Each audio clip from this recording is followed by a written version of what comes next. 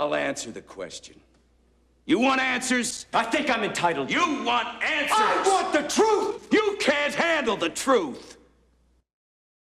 Welcome back to Thinking Critical Comic Book Podcast. This is Wes, and today got my good friend Doc. Obviously, he's the co-host of the Comics Aficionados. He's the X-Men historian, the Marvel aficionado himself. How you doing, Doc? I'm great, man. I'm happy to be here. Thank you for having me. Well, I'm glad you could make it. So we got something interesting to talk about. So I think a lot of people are seeing the rise of independent comic books, as far as we're seeing a lot of indie stories get translated over to streaming. It feels like, with the success of, Berserker, and maybe the success of Something is Killing the Children. We only find them when they're dead. These are certainly comic book stories, not traditional superhero stories, that maybe the comic book genre, the medium itself, is it going to outgrow superheroes? Maybe the independent story, where maybe it's crime noir, science fiction, all these wonderful genres that you can tell within comic books, and certainly have been, maybe they're coming to the forefront. And you have a different perspective on that one, Doc. You don't think it's that cut and dry? No, I don't. I mean, you can look at I think that superheroes, as goes superheroes, generally is going to go the industry. It's the foundation, it's the bedrock of superhero or of comics as a medium. There's times where it's not as popular, and I get that. Nothing stays popular for 100 years, but as a medium, we're closing in on 100 years as with telling comic books, with publishing periodical comics. I mean, obviously you've had cartoons and newspapers and stuff, and you can go as far back as hieroglyphics for visual storytelling. But for comic books as we know them now, we're closing in on 100 years now, and that while there may be some ups and downs to superheroes, the medium always comes back to that as the dominant genre. I mean, as much as superheroes aren't really a genre, but superheroes are definitely a genre. Okay. I mean, if we want to, we can say that it's a genre. But it always comes back to that. You had, basically starting with Superman. From the time Superman was created until now, with only short periods of blips where superheroes weren't the dominant genre in the medium, superheroes have essentially dominated comic book, periodicals. You had the downtime post World War II, where people, I guess, kind of wanted to get away from the conflict and everything, and stuff like westerns and romance became popular, and then, but even back into the 50s, war comics were starting to gain traction again, and that was the beginning of the Silver Age of superheroes. Then you had the early 70s, where horror comics, like actually even in the 50s, you had horror comics starting, and they were growing in popularity for a number of years until the code got put in place, the comics code. So then the comic industry kind of had to fall back on superheroes, which had fallen out of favor, but we saw the reemergence of Captain America, and essentially Marvel becoming a dominant brand with the Fantastic Four and the Avengers and Iron Man and all these wonderful characters that were created as a result of the Comic Code Authority and industry trying to find its new direction. Yeah, and horror even if you wouldn't have had the code come in and basically kill EC Comics, you still would have had horror eventually fizzle. I mean, it's a matter of time. You can look at it in movies. You know, you get horror has ebbs and flows. It gets popular for a while, and then you end up with a bunch of B movies. You know, the horror genre never goes away. Well, the horror genre has always been, as far as movies, it's always kind of been B movies. Very rarely do you get something on the level of like The Exorcist, where you have tremendous production value, you have some big name actors and creators on them. Yeah, but I mean, even in like the late that's 2000s, why horror films have kind of stood the test of time, is because they're so cheap to make, and you can make a lot of money off of them. Yeah, but what I'm talking about is like them having big box office draws. You had it in the 80s with, you know, Friday the 13th, Halloween, and Nightmare on Elm Street, where those became big franchises, but even they eventually puttered and died, and nobody really, and it's not like another franchise came in and kept the horror genre going. Saw and Paranormal Activity. But that didn't happen until the 2000s. Yeah. Yeah, well, so you had had in the middle there, where you had Scream, I Know What You Did Last Summer. Yeah, and so you had like 5 to 10 years up, then 5 to 10 years down, then 5 to 10 years up. Horror might be the wrong example, because horror films kind of never kind of go out of style. But you look at the popularity of them. They sometimes you'll have a run for a few years of them having big box office and a lot of sales, and then you'll have a run for 10 years of them being direct to sci-fi movies. And I think horror as a genre in comics would have experienced a lot of the same, you know, ebb and flow. So EC wasn't ever going to kind of knock DC and Marvel, even in infant Marvel, because that would have been just shortly before, you know, the boon of the Silver the Silver Age. And you had a resurgence of semi horror in the 70s with you know, Swamp Thing and you know, House of Secrets, some of the more you know, your kind of kitschy stuff like Blade and you know, Dracula and Morbius, like Tomb of Dracula, Morbius. You know, so but it never really caught on. Now, granted, it was neutered horror because of the code, but it was just, it's horror ebbs and flows, whereas superheroes can generally, because I know I sound like a goddamn broken record on this, they speak to a mythology that has been popular for the entirety of human existence, going back to, you know, ancient Egypt or Greek gods or Eastern mythology with dragons and shit like that.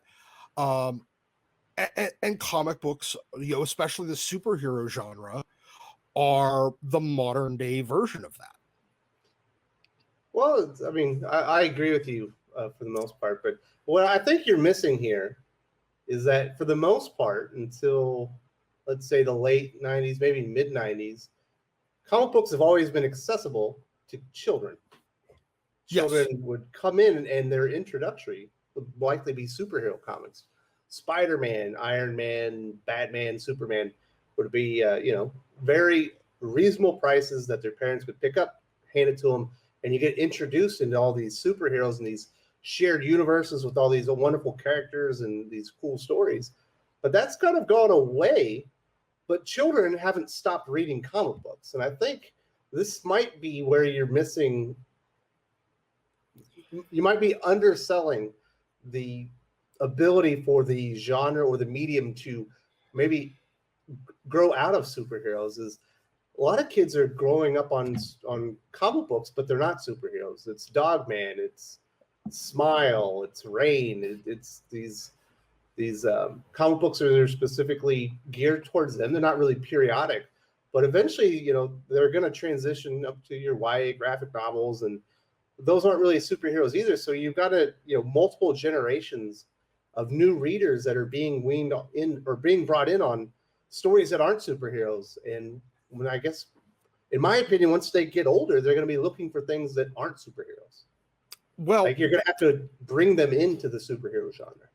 Well, I would disagree that Dogman is not superhero. I mean, it might not be your traditional Marvel, DC spandex superhero, but it's still kind of a superhero comic. I mean, it's Captain Underpants, but I don't think Captain Underpants is like the gateway drug to Batman. No, I don't necessarily think so either. But look back at the late 40s through the early 60s.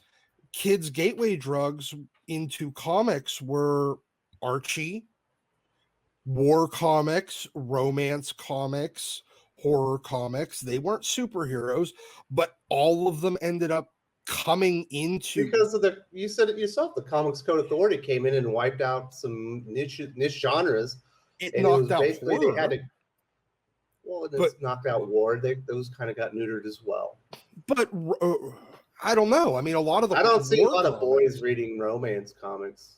No, but they did. Yeah, everybody did. Everybody read the romance comics. I mean, you can see it with I think manga currently, as much as I'm not really a fan of it, is kind of showing that if you look at it, while they're still doing great on all their slice of life, romance and war and horror type things, even in manga, the stuff that leans more towards Western traditional superhero ends up being, like My Hero Academia. There's a couple other ones. One Punch Man. Yeah, One Punch Man. All of those lean much towards, the typical superhero, and that ends up being the stuff that still sells the most. So I'm not going to disagree with you there. You're absolutely correct. So I Marvel think is doing more to cultivate new superhero readers than Marvel and DC. It's insane. Yeah, but I guess the point here is, though, that there's still, even those kids that are coming in on Smile and Dogman, Raina Telgemeier stuff, Dav Pilkey stuff, all those type of things, they'll eventually end up transitioning over, because if you look at history, historically speaking, even kids that didn't come in on superhero comics end up gravitating to superhero comics eventually, at least the majority of them. I mean, obviously not everybody, but a large portion of them do. And a large portion of them do because, superhero comics speak to a mythology that we all understand. Just as part of our human shared collective history.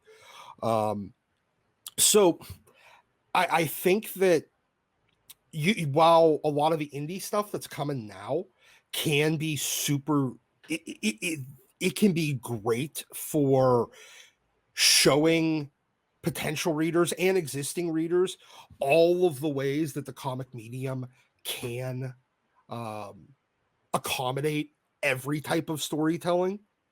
You're not, as much as big as Teenage Mutant Ninja Turtles got in the 80s as an indie, that never overtook anything. As big as The Crow was, in the late 80s, it never overtook anything. None of the indie stuff, I don't believe, is ever going to entirely kind of pull the market away, because I don't think Westerns, war comics, slice of life, romance, Stories about baseball or hockey or football, sports or gymnastics, whatever comic you want to make, you can make it. But people will inevitably, they may, I guess you could say they may cheat on superheroes by going and having a short affair with something else, but they always come back to it. You can look at 100 years almost, from the time Superman was created until today, the market always returns to superheroes. And I don't see that changing. I'm glad you have faith in it, because I read a lot of superhero comics. I read a lot of comics, period. And right now, horror comics are way better, just as far as the quality, a lot of the creativity, a lot of the best stuff is being done in the horror genre. You get a lot of good sci-fi and stuff out there right now. And I don't know, I enjoy a lot of superhero comics, but they do feel very flat right now. Obviously, that these things ebb and flow. We are going to get to a creative upswing. But. Yeah. That's I guess the next point on this. People don't just come back to superheroes because they want to, or because it's ingrained in us. Superhero comics, they inevitably have a renaissance. You had the stuff in the 30s, and the 40s that were speaking to, I guess, the collective zeitgeist of the country, between crime in Batman, like crime-riddled cities in Batman, patriotism in Captain America, truth, justice, in the American way in Superman. All of that stuff worked because it spoke to the collective zeitgeist of the nation and the world, to be honest. But I mean, they are still quintessentially American at that point. And then they didn't really evolve out of what they were doing. And that's what opened the door to a lot of these, the war comics, the horror comics, the romance comics. But then you ended up, not because anybody especially needed, they felt that like, we have to have superhero comics. They didn't give a shit. There was nothing, they weren't married to the superhero genre, but people creatively realized that they could do so much more with the superhero genre, and adding in elements of these other things, elements of science fiction, elements of classic literature. And that's what spawned the Silver Age. So here's one of the conundrums that we do have in today's age, is when you have creators, they aren't, for the most part, all that well compensated. Obviously, the guys at the very top are. And there's a lot of money to be made on original characters and IP. If you're gonna sell a lot of comic books in the superhero genre, you're gonna have to do it probably for DC or Marvel. There's very few opportunities for you to go out and do it with your own IP. You're gonna have to work so hard just to find a footing within the market, because it's saturated with superhero characters, and they're all owned by the big two for the most part. So a lot of these creators, if they're going to do their best stuff, and they're seeing the big money making opportunity is for your creations to go to Netflix, to go to Amazon Prime, to even go to MTV, or on the movies, things like that. Do you really want to pitch and give your best ideas to a couple of brands that aren't really going to compensate you like you probably deserve to be compensated for your best ideas? Or are you going to wait and you're going to try and find your spot in the market where maybe you can find the coolest sci-fi idea? Like, you think of Mark Miller. He is a fantastic comic book writer. Goes a little too far from time to time, even with the Marvel and DC superheroes. But he's not working with those characters anymore for a reason. You're correct. Now, part of that, you may end up in a situation where Marvel and DC and their parent companies have to start opening the wallet a little bit more for residuals and buying the rights off, or even essentially, permanent leasing of, where it becomes co-ownership between characters. You may end up needing that.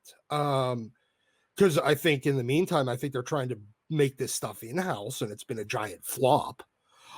Because it's Like, nothing how many but times do we have derivatives. to see somebody like Jimmy Palmiotti or another creator like sad tweeting because they didn't even get a thank you when they basically stole entire storylines that they created, or took characters, threw them on the big screen, and not only did they not get the royalties they likely deserve, but they didn't even get a tip of the cap as this was your creation.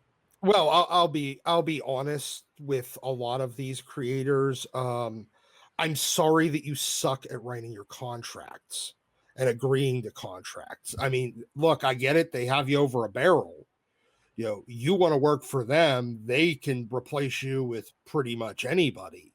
I don't think any of those guys saw this coming. No, when they were just starting.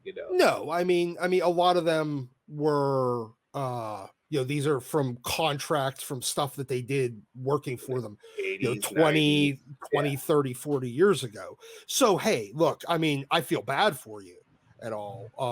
But if you're still letting them take advantage of you in 2020, 2021, 2022 and beyond, sorry, I've lost much of my sympathy for you. If you can't even get it written into your contract, yes, I will be thanked, and I will receive a 0.00001% royalty check. I mean, if you can't even get that, look, guys, you know what? Stop working for them. I think that's the point that I'm getting to is I think for the most part, DC and Marvel might be poisoning their own futures by not really compensating people or getting them the credit and things. So you're seeing a lot of creators moving, outside. We're seeing Jeff Johns, just this week, Geiger comes out. Scott Snyder's got multiple projects outside of DC Comics right now. A lot of these guys are looking for new opportunities, and I think if they're successful, there's not going to be a whole lot of reason for them to come back. And Marvel and DC are going to be going, where's that next generation of talent? They're going to be picking from the bottom of the barrel. Yeah, you're right there. But at the same time, I mean, I think this goes into the conversation that we're, a different conversation about the companies and the parent companies needing to recognize the importance of comics. So that's a whole different conversation that, we've had. So, but at the same time, you're getting, you will eventually, and now the time where that happens may get stretched out as a result. You will have these corporations eventually realize that comics are important and that investing in their comic division is important. Otherwise, Marvel and DC comics vanish, and you do end up with the opportunity where a Todd McFarlane or a Jim Lee or a Mark Silvestri, they could have, the next one of those guys, the next one can actually build, they can be the next Stan Lee. They can build a superhero universe, and all they need is a little bit of backing. I mean, and you may have it even with some of the indie comics people now, some of the Comicsgate people. You could have somebody like an Ethan if he decided to expand out from just doing Cyberfrog. If you could have somebody like a Richard Meyer, if he could start building a shared universe. I don't know. You could have a Brian Pulido, except for he's not really doing superhero comics. But you need somebody that loves, because they fundamentally return to that natural mythology that humans love, and they have ideas for how to do that. And you might not be doing it with Superman and Batman and Spider-Man. They may cease being comic book characters at some point. But you may end up doing it with whatever the next thing is. This, it could have been a Spawn, it could have been a Wildcats, it could have been a Wild Storm, it could have been, it could have been Liefeld with his, Extreme. All it needed, but you need that next guy that's going to love superhero comics or girl to come in and start doing something and build something from the ground up. Because I don't think there's a way to do it inside the current market. Well, Doc, I do appreciate your perspective. I think we disagree a little bit on this one, but we shall see what the viewers think. And I really appreciate this. And I'll talk to you next week, buddy. Thank you, sir.